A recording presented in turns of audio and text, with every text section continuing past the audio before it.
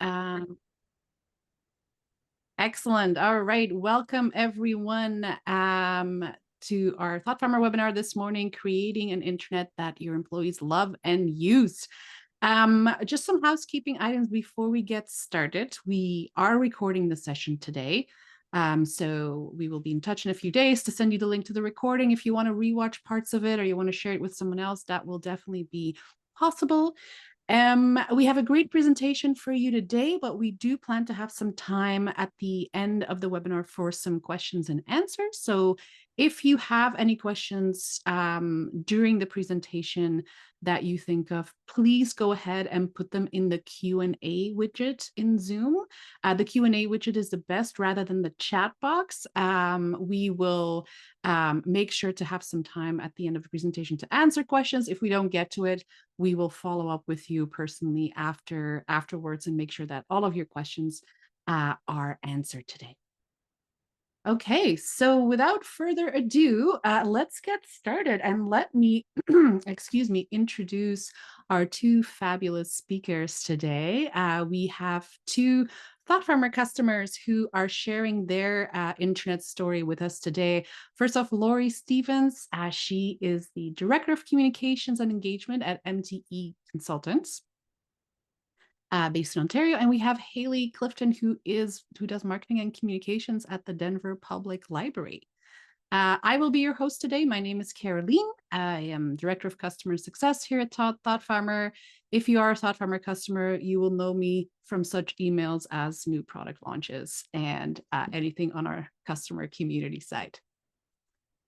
Okay, so a little bit of a background on both Lori and Haley's companies. MTE Consultants first. MTE Consultants is a Canadian engineering firm with several locations in Ontario. They have about 450 employees, actually over 450 employees. And their ThoughtFarmer Internet is called Bruce, which Lori's going to share more about that meaning of that name later. And DPL, or the Denver Public Library, of course, is based in Denver, obviously. And aside from their downtown headquarters in Denver, they have 27 branches and 2 bookmobiles, which I think is just so cute. I love a bookmobile. They have over 800 staff members, and their ThoughtFarmer Intranet is called DPL Connect. So look forward to more amazing stories from Haley and Lori later on. But just wanted to take a step back here first on and let you guys know why we're doing a webinar today on the topic of, building an engaging intranet that your staff will love and will keep coming back to. And it stems from our recent customer survey that we did here at ThoughtFarmer. We like to do this every year to keep our finger on the pulse of what our customers are feeling. And one of the questions that we always like to ask is, what are some of the biggest challenges surrounding your intranet? And this year, the most common answer that we got in our survey was organizations talking about the challenge of getting employees to visit and to contribute on the internet. 52% said that getting employees to visit the internet was sometimes a struggle. And so, of course, with that in mind, we decided to dedicate one of our fall webinars on this topic. What we're going to do is we'll start quickly by reviewing what we believe are 3 key pillars that are essential for long-term adoption and engagement on your intranet. Then we will get into MTE and Denver Public Library's case study stories. And then if we have time, we'll like to do a little bit of a panel chat afterwards, as well as Q&A with any questions of the audience. So let's get started. 3 pillars for lasting engagement. So the way that we see it, there's really 3 key areas that you want to focus on to make sure that employees use your intranet and they keep using it. And the first one is about content, right? Making sure that you keep the content on your intranet relevant and fresh. That means ensuring that your intranet always has the latest information that people need, whether that is company updates, policies and procedure, important initiatives that are happening around the company. That all needs to be just like front and center and very, very fresh and up to date. The second one we're calling building easy habit forming access for your staff. And Easy, of course, means, something that is easy to use. If a new system that you're introducing is hard to use and confusing, it's not going to resonate with your staff, right? Habit forming is all about focusing on value, right? Moving key processes and key information to the internet, meaning giving your staff a reason to visit the internet over and over again. And they're going to do that if they see the value, if it's making their life easier, if it's making doing their job more efficient. Thirdly, and this is last but definitely not least, creating an inviting space for culture, for celebration, for recognition, right? Like really making the internet the heart of your company community and a place for appreciation for one another. So just a few examples or a little bit of an elaboration on those three pillars in terms of relevant and up-to-date information.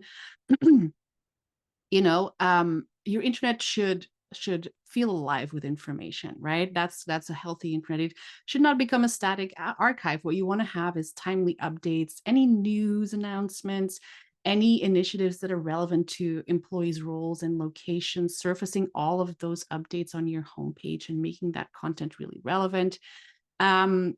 Using different formats of content is something that we always recommend as well. I mean, you can see here, this is an example of a ThoughtFarmer intranet homepage. We have a splashy carousel at the top. You can also use things like video, photo galleries, polls even to keep it interactive. Really everything you can do to make that experience very engaging and interactive for your employees. And lastly, in terms of content and information, make an effort to really include your employees' voices as well in the information that you are sharing, right? Like instead of solely top down, make sure that you highlight user-generated content, people posting success stories, people recognizing others for a job well done, or making an announcement of a team celebration that's happening on their end. That is all really important when it comes to the content and the news and announcements you post on your internet. As a last tip, one thing we always recommend our customers is to ask your staff for feedback on a regular basis, whether that is once a year or once every 6 months, a quick poll with your staff or a little survey to ask them like, hey, what are you thinking? Is the content that we post relevant? Is there anything that's missing? Anything you would like to see more of? Easy habit forming access. So here we're talking about habit forming access, meaning moving things that your staff does on a daily basis as part of their job and rolling that into your intranet. What that can mean is digitizing key processes, right? Perhaps there are forms that are currently paper forms that you can move onto your intranet so that people go to the internet to complete daily tasks, right? In ThoughtFarmer, we have form flow, which is our forms feature, which a lot of our customers use for things like employees posting leave requests, employee surveys can be done using this feature, entering forms to request hardware purchases. These are just a few examples on how you can really move those types of everyday requests into your intranet. Another thing that we see a lot of our customers do in terms of forming that or making that habit forming access with their employees is managing all of their onboarding, their new hire onboarding on the intranet, right? If you introduce a new employee and you onboard them into the company by really taking advantage of processes and resources on the internet, they're going to be embedded right away in acknowledging that the internet is a key component of working at your organization and something that is, a very important bookmark for them. Other ways to really integrate your intranet with staff is thinking about integration, right? If you can connect your intranet with tools that your employees already use, like for example, Microsoft 365 for documents, or Google Drive, or anything else that you can connect so that they have sort of like a portal experience on the internet is really powerful. And lastly, and that is something that you can see here on the right on the screen, mobile, right? We have ThoughtFarmer has a mobile app that you can roll out to your employees, which if you are an organization that has a lot of frontline staff or deskless teams, rolling out a mobile version of your intranet so that people can check it on the go. Maybe they can, complete safety checklists on site with their mobile app, or check staff schedules, shift schedules on the go. That can be really powerful as well. And then last but not least, celebrate your people, right? Making the internet an inviting space for your company's culture. There's so many things here that you can do. Really what this is all about is about your people, right? Celebrating the people who make up your organization.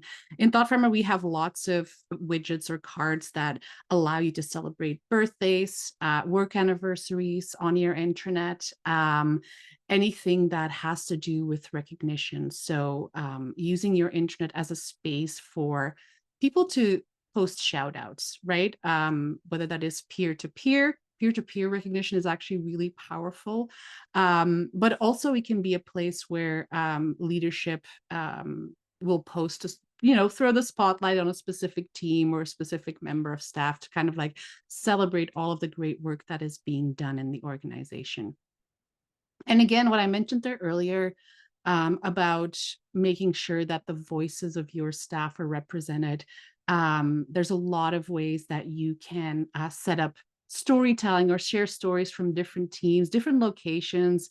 If your organization is geographically dispersed, different teams, right? On the screen here, just a few features that we have in ThoughtFarmer that really celebrate and contribute to this culture building. Our teammate spotlight card, like I said, birthday and anniversaries, and any type of people-focused celebration content that you can post on there. I know that our speakers today have some really cool stories in this regard as well, so we'll look forward to that. So those are the 3 pillars. One bonus pillar, leadership buy-in, right? And I say this because, and this is the way it is, and it always has been, leadership activity is really the ultimate signal to your staff about what matters in the organization, right? And the most successful examples of intranets are when a key leader, which ideally is the president or the CEO, visibly displays behavior on the internet that gives staff a signal that, hey, this is an important tool. This is like the heart of our organization, right? If your leaders aren't using your internet, it's going to be a hard sell to get employees on board, right? So some ways that, your leadership team can get visibly involved on the internet is, making space for a CEO blog or a president's blog on the internet where they post regular updates. Personal articles or link sharing by your leaders. But even just having your leadership team on the internet, going in there and liking content or posting comments or answering a poll, right? Sharing a shout out. Those are extremely powerful ways to signal to your staff, this is a key tool. This is where our focus is. And yeah, lead by example, right? All right, I'm done talking. Let's move it over to Lori first, and she's going to talk about MTE and their internet proofs. Lori, over to you. Thank you. Thanks, Carolien. Hi, everyone. I'm Lori Stevens, Director of Communications and Engagement at MTE Consultants. I'm going to tell you a little bit about our internet story, our internet, which we call Bruce. And I'll explain why we call it Bruce in a moment, but I'm going to start by telling you what life was like before Bruce. Honestly, the best thing about our old intranet was that it was free, and that's really about it. It was about 10 years old. Staff didn't really trust it. The information was hard to find, and the search barely worked. And visually, it was terrible. So page owners really struggled with updating the content. I'm not joking when I say that sometimes you just needed to know how to do HTML just to make changes. So content was pretty static and not consistent as well across the pages, and it was really hard to create that. The homepage was very static. Staff told us they rarely looked at it, and they more just used it as a launch pad for programs or documents that it was easier to go there to find. And we really had like no analytics to back that up though either. It was just all anecdotal of what they were telling us. So we didn't really even know what was popular and what wasn't popular on the intranet. Um, and because it was so hard to use, people just defaulted to using email. So campaigns, critical communication just all lived in people's inboxes. We often heard, did you see that email? Go back to that email if you had a question. That's kind of where content lived. So when we set out to build our new intranet, our goal was pretty simple. We wanted to make it the starting point for everything. We made Bruce the browser landing page for all staff. So when they open their browser, it's right there. It links to the tools, the programs, the news that we want everyone to see every day. And one of the good features with ThoughtFarmer too is sort of embedded content. So we can embed PDFs, videos, forms. So our objective there is like, we're really trying to push everyone staying in the platform as much as possible, because this really reinforces Bruce being a single source of truth.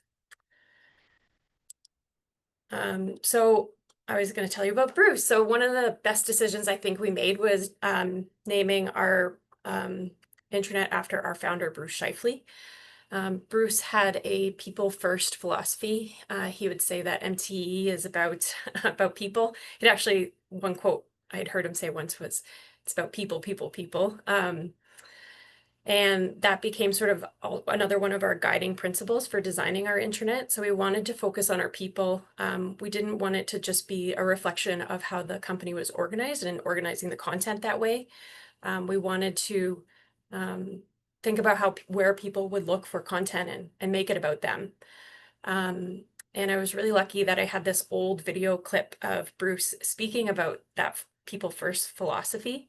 And it was a great way to honor him. He's since passed away. So this is a way that we can honor his legacy of starting the company. And so the adoption to that Bruce branding was kind of instant. I thought I was going to have to reinforce it a lot, to be honest.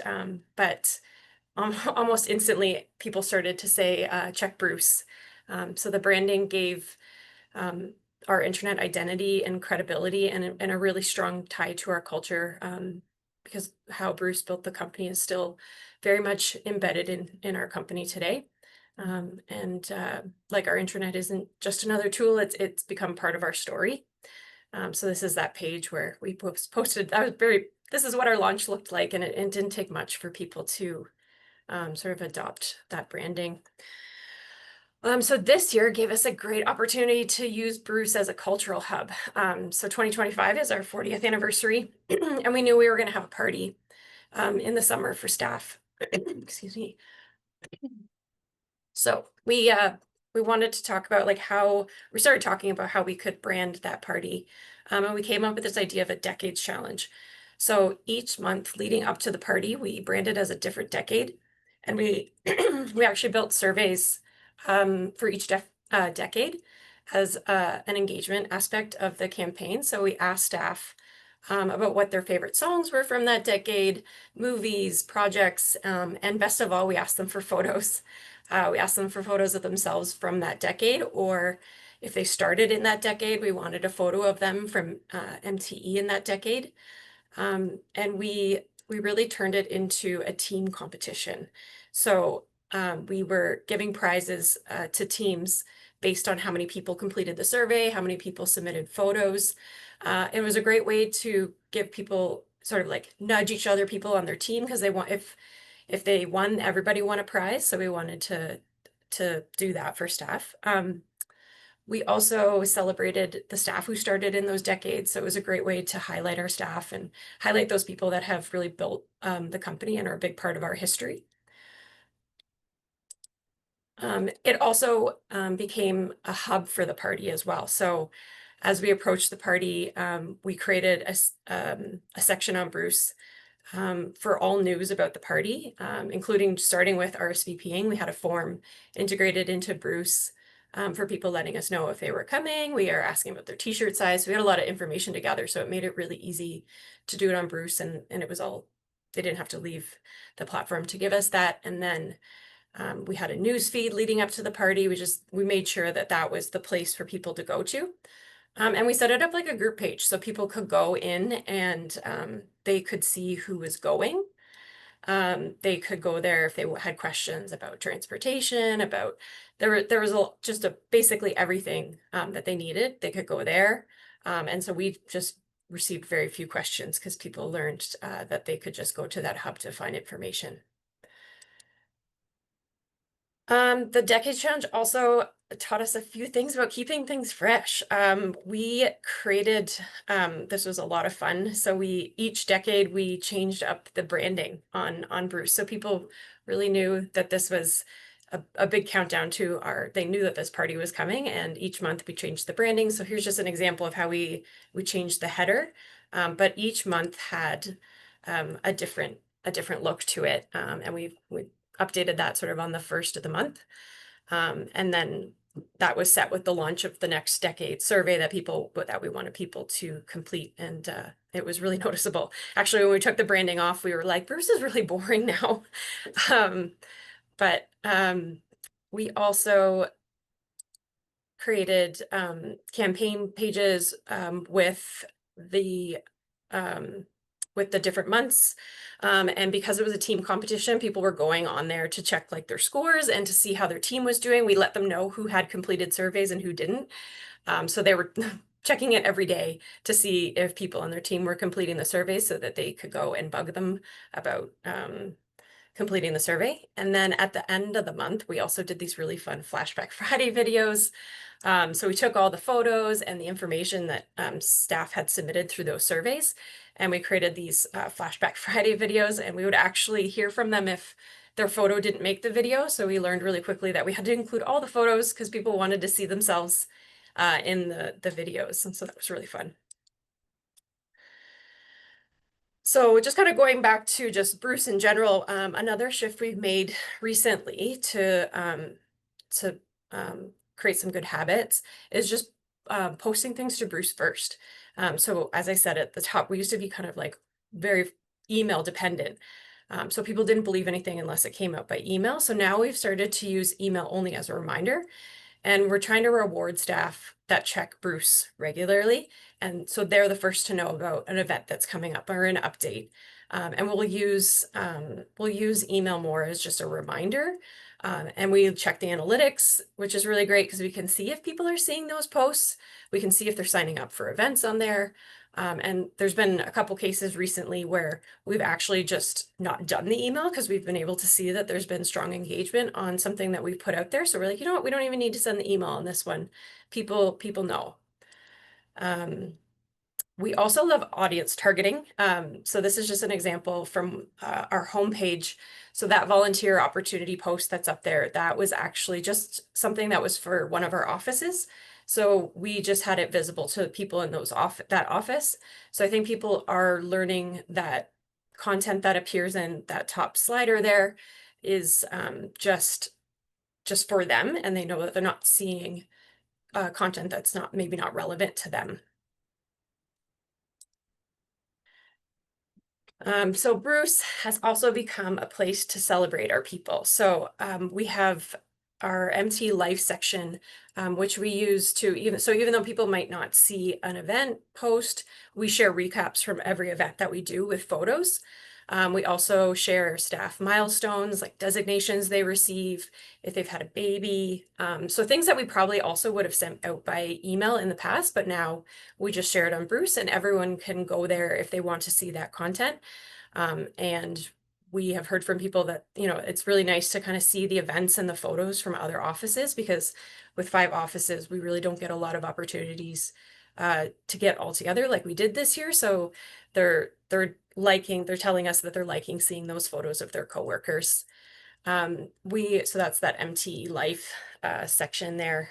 We also have the internal events calendar, so that again, so they might not see the post about it, but they can see the calendar and they can see what's happening across the offices, and they can they know that things are happening. We also launched something called MTE Connect. And so these are other spaces for staff to connect across our offices with shared interests. So And that is just all user-driven content. So we just set it up. They can post photos, they can comment in there, they can connect with other people. If they're in those groups, they can join those groups. And one of the ones that we've done is like a pet of the month feature recently. So that's how we're trying to encourage people to post more pictures of their pets, because who doesn't want to see that? And so it's just making these spaces kind of go beyond the work, and help Bruce feel more like a community than a tool. And so how do we know if this is all working?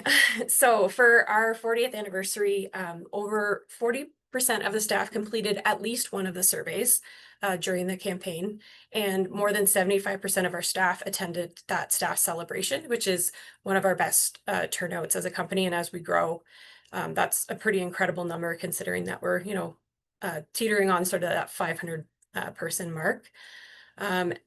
And then what we also saw is that in our analytics during the campaign, the anniversary content, you can see here some of the pages that we had on there was some of our most viewed content on Bruce between April and August when we ran that campaign.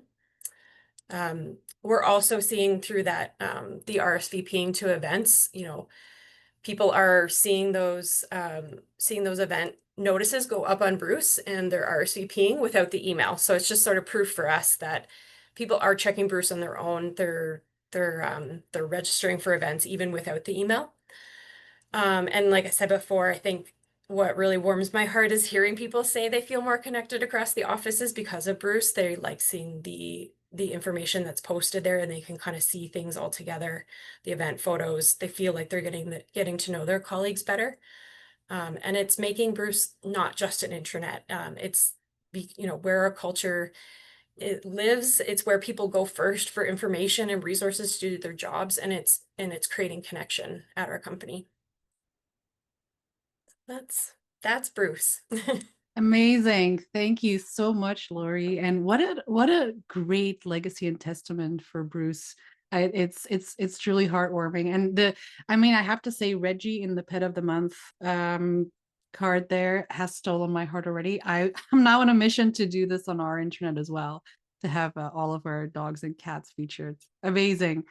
All right, great. Haley, I will put it over to you to talk about DPL Connect.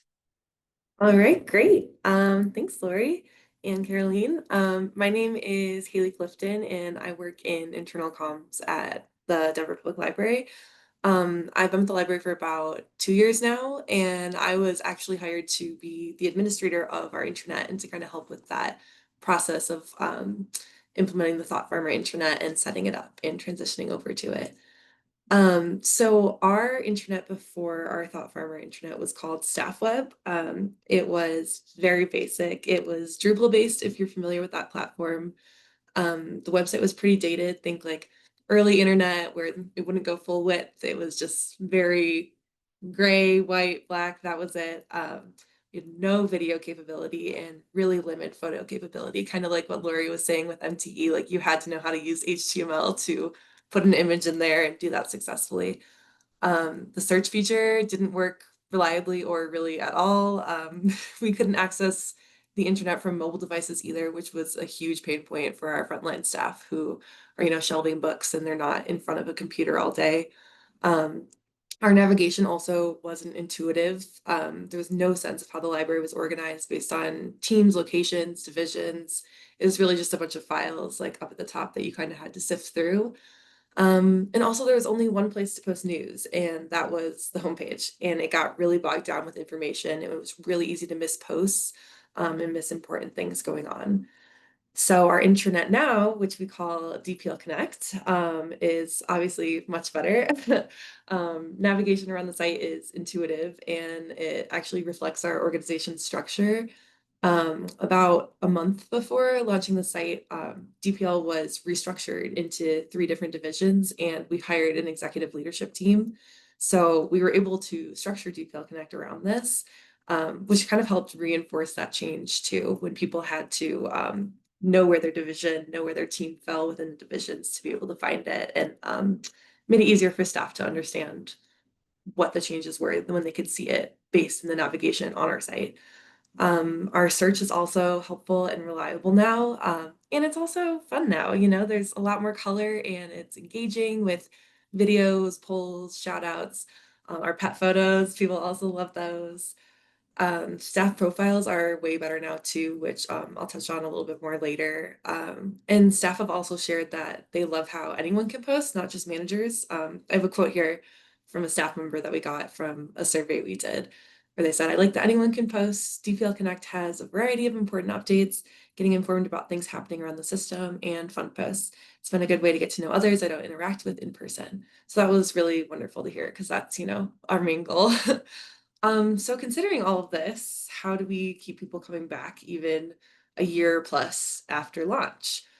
The first thing we do is we have a few spaces that are always shifting, changing, and being updated. This is either by leadership, by our frontline staff, or by the intranet admins in our team. The first one is our all staff news blog. So this is a space where leadership at the library posts a new blog here every week, and then we pull it up to feature it on the homepage to make sure that everybody sees it. But that kind of goes back to what Carolien was talking about too, about that leadership buy-in. So make sure that our leadership is visible every single week and sharing new information on the site. We also have classifieds, which we set this up as a forum, and it's mostly used by our frontline staff, but we have a few posts here literally every day, especially as some of our branches are closing for renovations and people are needing to find new homes for things across the site or across the organization. So people will go here and say, "Oh, we need that at our branch. Like, I'm so glad that you have extra." And people use that all the time. It's a really great spot for engagement, and things that are constantly being updated. And then we have a section on our homepage called staff updates, which is just quick, I guess, like tweet-like posts, where anyone can share information, and people post here every day too. It's usually, sometimes it's branch closure announcements or quick library news, or sometimes people will post fun things they find in returned library books, like little notes or bookmarks, or just motivational messages like, "We got this, everybody, keep up, almost Friday." It's just something nice like that. So that's really fun to see. And then we also make a point to ask for feedback and reiterate to staff that the internet can always grow and get better. People can send us suggestions at any time, and we implement them 9 times out of 10. People have great ideas, thankfully. And we also sent out a survey about the site as part of our first anniversary celebration, and we got a ton of feedback, really great feedback from that. And we implemented most of the ideas that people had there too. Things like the layout of the homepage, making that more intuitive, things that were missing that they're like, "Oh, I really wish this was on the site." We're like, "Great, we can add that." And people were really excited to see the changes and see that their struggles and frustrations were being heard. Since implementing the suggested changes, our engagement, our content views, and the percentage of staff who log on every week has increased. So people have definitely been excited and responsive to that. Yeah, so really important to us is seeking feedback, but then also listening to that feedback, especially since there are so many different jobs at the library across, our 28 locations, and teams are using the internet in different ways. So we want to make sure we're setting it up best for any way that somebody wants to use it. And then these are just a couple of examples I talked about. This is our all staff news blog. So when our new city librarian, our executive director, started a couple of months ago, she did a little welcome video that she shared. And then these are the classifieds, which you can see and these are just the ones from the past couple of months. There's like over 100. So people are on here quite a bit looking at these. So for building easy habit forming access to, the first way that we set up DPL Connect as a place that people keep coming back to is by setting up new sections for big projects or initiatives or things with a lot of constant information. So for example, a big event for DPL this year is One Book, One Denver, which is basically a citywide book club where the whole community reads the same book. And then the library and some of our community partners are hosting events over 3 months in relation to the book. So in anticipation of this, the One Book, One Denver team worked with us, and we set up a little hub on DPL Connect where all the information about this lives. So all the links, all the community information, events calendars, info for the branch staff, things like that. So people know to go to DPL Connect first if they're looking for that kind of information, and they know they're going to be able to find it all in that one spot. We also moved a few of our forms over from Google Forms and some other sites. Most notably our Stories of Impact form, which is where staff can just submit nice things that customers said. or letters they receive, little photos with people, just really nice things to kind of warm your heart and make your day. From our 1 year survey, some people said that they wish that they could see all of the stories of impact on the site, because before people submitted them and then we'd put one in the newsletter each week, but they kind of went into the void otherwise. So we listened and we set up a new page on DPL Connect called Stories of Impact, where not only can people submit them on that page through a form, it also has all of them listed so people can read through them if they're having a bad day or if they just want a little pick me up. So that's been really nice to see. Another spot for engagement is our Engage Here forum, which obviously Engage Here engagement kind of goes hand in hand. But this is a forum that our branch staff use to talk about the different services that DPL has and share some of their best practices for communicating them to staff, frequently asked questions they get about them, just kind of ways for people to connect across all of the different branches and share that knowledge together. And you can see a photo of that right here too. And then creating an inviting space for culture and recognition. This is something that we are really passionate about, and something that keeps people coming back to DPL Connect is the culture that we've created on the site. We created first a space for posts that aren't directly related to people's jobs, and we call this passion posts. So people can still share news on the site, even if it doesn't relate directly to their team or their job or the library in general. So they don't have to go to a different site like Slack or something to do that. They can just post it right on DPL Connect. So we intentionally carved out the space so it wasn't an afterthought and people could come in and share what they're really passionate about. We also share info and statistics about the site in really fun ways too. At the end of last year, I put together what I call DPL Connect wraps. There's some pictures on the next slide I'll show you too, but I put this together at the end of 2024 with the same branding as Spotify Wrapped, and we did the same kind of idea where it had the top posts of the year, whichever, like what were the top likes on pet photos and things like that. And we also posted the top users of the year too, and then we gave prizes to the top 3 users, and people were really excited and kind of took that as a badge of honor that they were the top user on the site. We also love falling fun and confetti. We do this every single chance we get. We had falling pictures of our former executive leader on her last day before retirement on the homepage, which was a big hit. And then we also always have pet emojis falling on our Pets at DPL page, and people love to see that. We also use Falling Fun for our scavenger hunts. So for example, for the first first anniversary, we did a scavenger hunt where we placed different falling emojis on 5 pages around the site. And then people had to match the page to the emoji that was on it. And this was really successful because not only did people have fun, they also explored the entire site to try and find the emojis. And they ended up finding pages, teams, resources that they hadn't seen before, buried deep in the site, and bookmark some of those to come back to later. So this initiative actually increased content views on our site by 136.3% on the days that the scavenger hunt was open. So it was really successful, and we got a lot of great feedback about that. And as I mentioned, profiles are also a huge space for culture, especially for the new staff who want to make a connection before meeting somebody for the first time.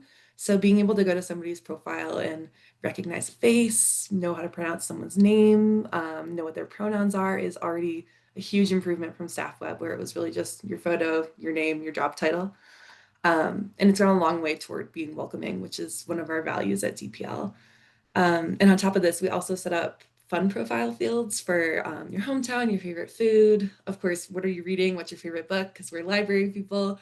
And so that people can go to someone's profile and see what you have in common with a coworker and make a connection that way. I even had a staff member who reached out to me before our first meeting, was like, "Oh, I love the same TV show as you, like so excited to meet with you."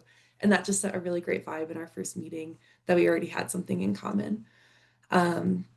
So I'll show you here at the top is what we had falling on our first anniversary, little ones and cake emojis. And we also had the confetti too, to just remind people that that was happening, a little celebration. And then these 2 photos are a little glimpse at our DPL Connect wrapped. And there's the top post of the year too. So people took a lot of pride in that. And then this is from my profile. These are just some of the fun facts that people can put up. Not even all of them though, but it's been really fun to see that engagement with those. And then so some of our impact and takeaways. Overall, DPL Connect has had a huge impact on the way our staff engage with one another, the way they find out information about the organization, and the way they share news. Especially across 28 locations, it can be really hard to keep all staff informed of what's going on, but DPL Connect has helped people create relationships and stay informed, even when we're all spread out across the city and don't get to see each other very often. Using the analytics feature, we've seen an average of 72% of our staff log on each week. And data from our 1-year anniversary survey showed that 89% of staff get information from DPL Connect. So that was a huge win for us. And then we also have some quotes from our survey that are at the bottom here. I'll just read the first one. As an employee at Central, I enjoy using DPL Connect to learn about other branches, things going on at Central, and in the community. So yeah, really nice to get that direct feedback from people and a lot of quotes about how people are really appreciating the site. And then finally, I have this from our 1-year anniversary survey too, where we learned that the vast majority of staff are logging on more than once a week, which was really exciting to see. And then only 1.4% of staff never use it. So we're like, great, we'll take it. That's pretty good, all things considered. Yeah, and that's about it for me. So I will pass it back to Carolien. Thank you. Thanks so much, Haley. Love it. We do have a few questions that came in from the audience. So I think what we will do is skip the panel interview and just focus on the audience questions. We only have a few minutes left. The first question here is about the Falling Fun card. Haley, you're a big fan. And the questions we haven't launched yet, but do you find the Falling Fun to be distracting? I really want to use it, but I don't want it to be annoying coworkers. So, Haley, any thoughts on that from you personally or from what Yeah, you've heard? great question. Yeah. One way that we found it to keep it from becoming annoying and keep it still fun is we usually only keep it up for 1 day for a holiday or something. And there's also a little bit of configuration you can do where you can make it only have a couple falling instead of like 50 different emojis falling. So you can make it a little bit less overwhelming. And overwhelmingly, our response to that has been that people really enjoy it and think it's kind of a fun surprise in the morning when they log on. Yeah. And I think also the Falling Fun card, it will, so for those of you who don't know what it is, it kind of like just rains these emojis across a page. It does stop. It doesn't continually keep raining emojis. It just sort of does it for a while and then kind of dies out.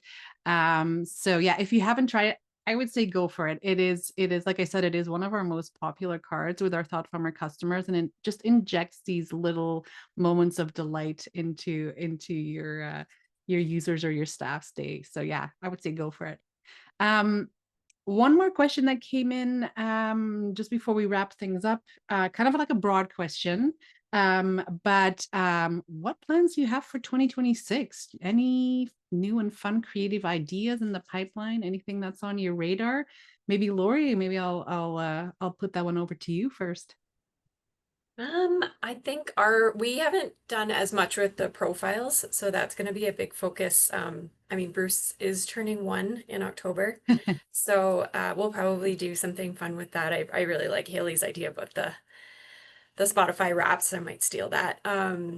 But yeah, we're going to really turn our attention to people completing their profiles to just create more engagement and more connection that way. Honestly, there's always fun stuff though. That's what I love about the internet is that we just, it's fun to just play around as well and figure out, like, start with an objective and be like, okay, how can we do this? There's so many different ways to do different things, and seeing, how staff engage with the different ways and what works for them the best. Yeah, absolutely. And then Lori, actually, one more came through for you just now about leadership involvement. How did you guys go about getting leadership involved? This person says it's kind of been a struggle for them to have leaders promote the internet through posts and news and stuff like that. I think we just work really collaboratively with leadership. They kind of let us do like, we know what they want to communicate, and they let us go on there and help them communicate things for them. But the other day I was just in a meeting with our CEO, and he just was like, I love Bruce. Like, Bruce is the best. And so I think they're just, it's just been such a great tool and has transformed so many things here that I think they've just seen with that some of the change we've gone through. They've just seen what a difference it has made, Mhm. and how, you know, people can go there and find everything they need on there. So they've just been super supportive of it. I don't even know how we did that, but Well, it sounds from what you're saying too that what you're saying is like we help our leaders by writing or communicating on the internet as well what they want to divulge to staff Mhm. and what they want to see communicated. So that's probably a huge help and win for them too.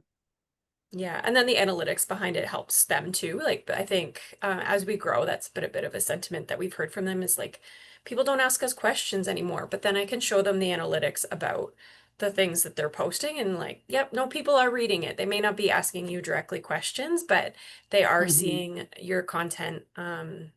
We still have to work on engagement on the content, but I can at least show them that people are Yeah. looking at it and reading it. So.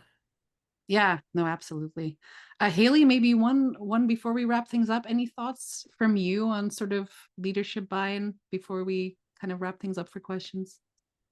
Yeah, definitely. With kind of we write things for leadership too. If they're like, oh, I really want to share this and I think it'd be important to share this out, we will do that draft for them. And sometimes we love the feature on ThoughtFarmer too, where you can post it from our account and change the owner. So it looks like it comes from a leadership person if they don't even have the time to post it or something like that. So we make it as easy as possible for them to share news and share information. Yeah. Yeah, lovely. Awesome. Okay, great. We are a little bit over time, so we're going to wrap it up here for now. I see there is a few more questions that are coming in, but maybe if you haven't had your question answered, we'll get in touch with you personally and might even like see if Haley or Lori can answer your question offline. Haley, Lori, thank you both so much for two different but equally inspiring stories. I love it. And I think if you read the comments in the chat as well, there's just been tons of uh clap emojis and really great comments, people appreciating all of the great stuff that you guys are doing with Bruce and DPL Connect. Thank you so much. For those of you who are joining us again, we'll be in touch in a few days just with the recording so that you can rewatch and share it with everybody that you want. That's it from us here in Vancouver and Ontario and Denver. Thank you so much and have a great rest of the day, everyone. Bye.